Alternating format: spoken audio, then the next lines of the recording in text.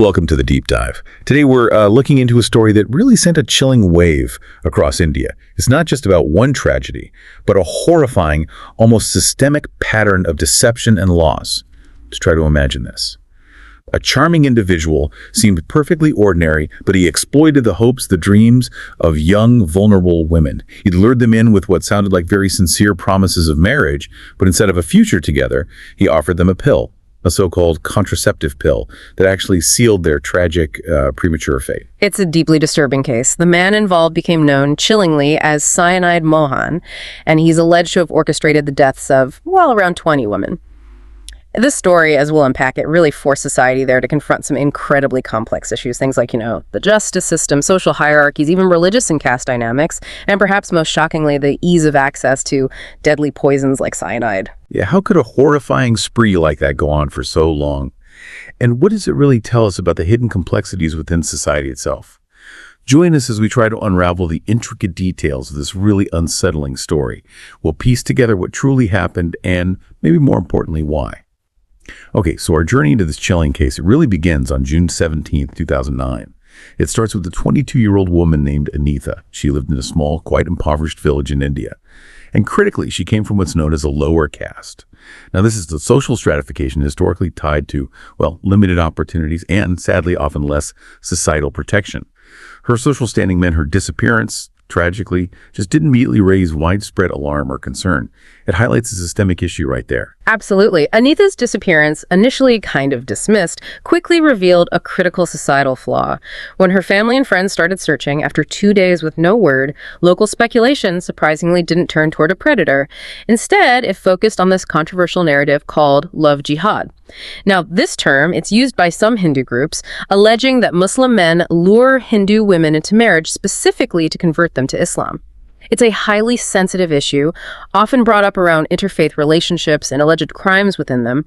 It just shows how pre-existing social biases can dangerously misdirect initial investigations, even when facing violent crime. Wow. So if that deeply sensitive speculation about love jihad was the initial focus, what did it take? What made the police, or maybe more accurately, the community, force the narrative back towards a serious criminal investigation? It really took direct action because the community was so frustrated with the speculation and the, frankly, lack of police movement.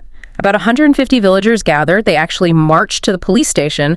They demanded the police take Anitha's case seriously. They even threatened to burn down the station if nothing was done. So under this immense pressure, the police finally promised they'd launch a proper, serious investigation. That's quite a powerful display of community resolve, isn't it? Yeah. So the police finally started to act. What was their first real breakthrough? Well, they started by analyzing Anitha's phone records, which is pretty standard procedure. They found one number that called her frequently. It seemed highly suspicious. Meanwhile, another police team was reviewing existing missing persons reports, and they started to uncover something truly terrifying. Not just isolated incidents, but a staggering, disturbing pattern. They found 20 similar cases. Young, unmarried women disappearing, not just locally, but in neighboring regions too. And what really caught their attention was that the phone numbers of these 20 women had called each other, even across different states. Initially, the police suspected human trafficking. It kind of made sense given the connections and the victims' profiles. All unmarried, poor, and from lower castes. Okay, so the police had these ominous connections, these phone numbers linking victims across states. What did they learn when they finally started piecing the whole picture together? What was the truly shocking truth that emerged about these missing women? The shocking truth started to emerge as the investigation went deeper. These women weren't just missing. They had all been found dead, often within days of their disappearance, stretching back between 2004 and 2009. And devastatingly, Anitha herself was found deceased, about 160 kilometers from her village. Her body showed signs of foaming at the mouth, which strongly suggested poisoning, and she was dressed in what looked like an Indian bridal outfit. Oh, the similarities between Anitha's death and the other victims, that must have been chillingly clear at that point. They were. Almost all the women had died in public restrooms, places like bus stations or sometimes in temples. They were always found outside their hometowns. Now, combine that with the often localized news reporting in a vast country like India, it meant their families often had no idea what had actually happened to them. And furthermore, the victims' socioeconomic status, unmarried, poor, lower caste, sadly often meant police showed less urgency in solving their cases initially. Autopsies eventually confirmed it. The common cause of death across many of these cases was cyanide poisoning. Victims often found with that telltale foam at the mouth. Cyanide poisoning confirmed. So, investigators were split then. Was it suicide? Or was it murder? The fact that cyanide is incredibly difficult to get hold of, well, that made suicide seem highly unlikely, right? Exactly. And this raised a huge question. Why had the police been so negligent, really, in connecting these cases earlier? You had 9 different police stations involved, yet apparently no one had coordinated efforts. So under severe public and media pressure, the police were basically forced to reopen all these cases, and they focused on those phone number connections between the victims. They managed to trace the frequent call locations to one specific town, Mangaluru. Right. So the police then went undercover in Mangaluru. They started searching hotels, questioning locals, trying to get a lead. Their big breakthrough came when a woman bravely approached them. She claimed she'd actually seen Anitha in the city with a man she recognized. The police convinced her to help set up a meeting with this man. And when he appeared, his charisma, his persuasive charm, it was immediately obvious. He even tried to seduce the witness, promising marriage without any dowry, just like the other victims had apparently experienced. This really solidified the police's suspicion. They were pretty sure they'd found their guy. And then came the arrest, October 21st, 2009. They arrested him. His name was Mohan Kumar, 46 years old at the time, and he was a former primary school teacher. Yeah, taught English, science, and math in a rural area near Mangaluru. Under interrogation, the specific details aren't public. Mohan Kumar confessed. He admitted to Anitha's murder, and he admitted to being responsible for at least 18 other women, some whose names he couldn't even remember. Which led investigators to believe the actual number of victims could be even higher than 20. Just horrifying. Mohan's method was, well, it was chillingly meticulous. He specifically targeted unmarried, poor women, often from lower castes. He'd find them at places like bus stations and public parks, places where it was relatively easy to gauge their marital status and financial background just by their clothing. He'd approach them using this soft, almost melodious voice and his charming demeanor to win their trust. He'd present himself as a government official, someone who understood their social standing, and he'd promise genuine companionship without the burden of a dowry. Now, that dowry, a traditional payment often demanded from the bride's family, it can be a huge financial strain, a barrier to marriage for many vulnerable women. So this offer of a dowry-free marriage was incredibly appealing. It preyed directly on their economic and social desperation. That is just incredibly manipulative. Did the investigation uncover how he managed to keep that facade going? I mean, with a double life and the sheer number of victims, how did he avoid raising more suspicion sooner? Well, what's astonishing is his operational cunning, really. He'd exchange phone numbers with them, sure. But here's the twisted part. He'd give them the phone number of a previous victim. Ah, okay. So that explains why all those victims' numbers were connected in the phone records, which initially led the police down completely the wrong path. Right. Clever in a horrible way. Exactly. Once he had their trust, he'd suggest they travel to another city, often pretending it was for a pre-wedding trip or maybe get married at a temple or registry office. He always chose hotels near bus stations for easy access and departure, presumably, and he always used fake names to check in. After they spent an intimate night together, he would tell them they were going to get married the next day, but he instructed them to leave all their jewelry and valuables behind in the hotel room, you know, for safety. Of course, that was a crucial predatory step. Yeah. And then he would lead them to their final destination, wouldn't he? Precisely. He'd take them to a public restroom, again, often at a bus station or maybe a temple, and there he'd offer them a pill, claiming it was a contraceptive. He'd tell them it might make them feel a bit unwell, so they should take it in the privacy of the restroom stall. But of course, it wasn't a contraceptive pill at all. It was cyanide. What's particularly chilling about this part, I think, is the absolute cold-blooded efficiency of it all. Yeah. He knew exactly what the cyanide would do. Once the women ingested it, they'd quickly experience nausea, vomiting, dizziness, agitation, leading to multi-organ failure as their bodies just couldn't use oxygen anymore. They would effectively suffocate internally. They would die, struggling in those locked restroom stalls found later.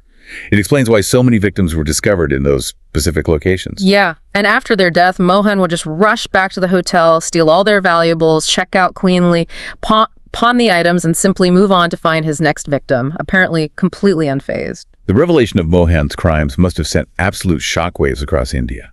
Oh, it did. It garnered huge national attention through newspapers, television. Everybody was talking about it. His own family was completely stunned to learn that their son, the man they knew, was now being called Cyanide Mohan, a serial killer. They claimed they never knew this side of him at all. And further investigations uncovered another astonishing secret. Mohan had a second entirely separate family, another wife, 2 more children, bringing his total to 4 children across 2 completely unsuspecting households. Wow. Neither his parents nor his first wife had any clue about this double life. That revelation of his double life just deepened the public shock, didn't it? And that central question, how did this seemingly ordinary, mild-mannered man become such a monster? Well, Mohan Kumar was born back in 1963 in a rural village called Kapunag. It was an area mostly populated by daily wage laborers. He was one of 3 children, and by all accounts, seemed like a happy child. He was known in his community as a good student, diligent. He even earned a bachelor's degree, which, for someone from his background, that was a huge achievement. Made him something of an idol in his village. He was also athletic, played kabaddi and cricket. Friends described him as quiet, polite, gentle, respectful, especially towards his mother. She raised him after his father left when Mohan was about 10. So outwardly, a normal, maybe even exemplary young man. What was the turning point? What could have possibly warped him into the monster he became? Well, after college, he became a primary school teacher. He married for the first time, though that marriage ended in divorce fairly quickly. He then married his second wife, the one he had 2 children with initially. He was considered a good provider, financially at least, though apparently he was quite detached from his children, rarely played with them or took them out. The turning point, it seems, came when he announced he was transferring schools to a different city. This move allowed him the cover, the space to establish his second secret family. But it was also during this period that his predatory activities really began. But his past wasn't entirely clean. Even before that, was it? There was an incident. An incident that maybe foreshadowed his darker side and, crucially, led him to the knowledge he would later weaponize. You're absolutely right. Mohan had previously been jailed for about a month. This was after pushing a woman into the water when she rejected his advances. He claimed it was an accident, of course. But this incident led to him losing his teaching job. And here's the crucial detail, the one that connects him to the Cyanide Mohan name. While he was in prison, he met a cellmate. This guy was a former jewelry merchant. And the cellmate talked about using cyanide powder to clean gold, a common practice in the trade. But the cellmate also recounted how his livestock had died after accidentally ingesting some of this powder. Mohan, hearing this, well, the penny dropped. He realized the lethal potential of cyanide. And he apparently began to formulate his horrific plan. Use it to eliminate women after he'd exploited them, avoiding commitment, stealing their valuables. He later posed as a gem trader himself to acquire the poison. So this wasn't a crime of passion at all. It was calculated. A chillingly rational plan born out of, convenience and greed.